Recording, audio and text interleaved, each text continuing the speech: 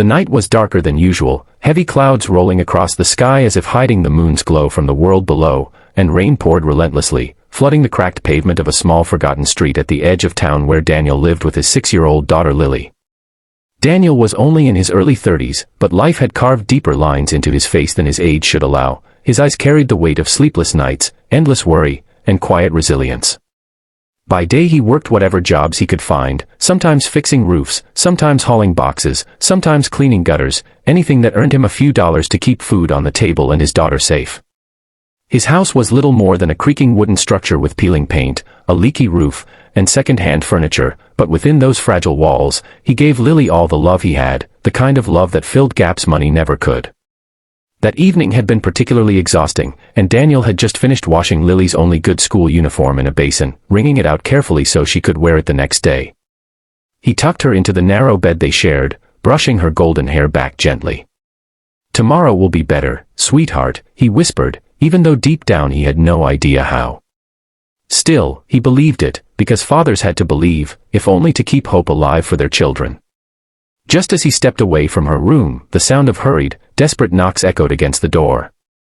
Daniel froze for a second, his hand instinctively reaching for the wooden stick he kept nearby for protection. No one ever came this late, especially not in a storm like this.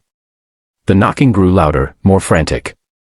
"Please, someone, please," a woman's voice cried out from the other side, muffled by the rain but sharp enough to pierce the silence of the small house. Daniel's heart raced. For a moment he thought about ignoring it. He had Lily to protect, after all, but something in that voice carried a tremor of desperation that disarmed his suspicion. He opened the door cautiously, and there she stood, a young woman, maybe in her 20s, drenched from head to toe, her long blonde hair plastered to her pale face, her dress clinging to her form like fragile paper in the rain. Her mascara had run in streaks down her cheeks, and her arms were wrapped around herself, trembling uncontrollably. Her eyes, blue and frightened, met his, and she whispered, "Please. I have nowhere else to go." Daniel's first instinct was hesitation. He didn't know this woman, didn't know what trouble she might bring.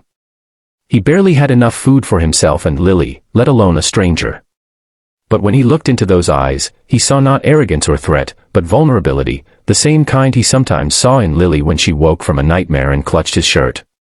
Against every practical thought in his head, Daniel sighed and stepped aside. "Come in before you freeze out there," he said quietly. She nodded, almost in disbelief, and stumbled inside, leaving wet footprints on the wooden floor. Daniel closed the door behind her, the sound of the storm muffled instantly, though droplets of water still slid from her soaked dress onto the floorboards. Lily had peeked out from her room, her curious eyes wide as she saw the stranger. "Daddy, who's that?" she asked innocently. Daniel quickly smiled at her, ruffling her hair to reassure her. "Just someone who needed help, sweetheart. Go back to bed, I'll explain later." Lily nodded but lingered a moment, staring at the strange lady, before retreating. The woman gave a small smile at the little girl before sitting down on the edge of the couch, shivering. Daniel brought her a towel, the only one they had, and handed it to her without a word. She whispered a soft, "Thank you," her voice carrying a kind of grace that didn't quite fit with her appearance. For the next hour, Daniel busied himself making her a cup of tea from the last of the tea bags he had, and as the steam rose between them, he finally asked, "So, what happened to you out there?" She hesitated, staring at the cup before answering. "It's complicated," she said softly. "I just needed somewhere safe for the night. Tomorrow I'll be gone." Daniel studied her carefully, noticing the small details. Her hands, though trembling, were soft and well kept, not like someone who worked long hours like him. Her voice, though hushed, carried the tone of someone educated. And her dress, it wasn't something bought from the local thrift store, it looked expensive, even though it was soaked now. There was a mystery in her presence, and Daniel knew she wasn't telling him everything. But he didn't push her. He had learned long ago that sometimes, when life beats you down, all you need is a moment of kindness, not questions.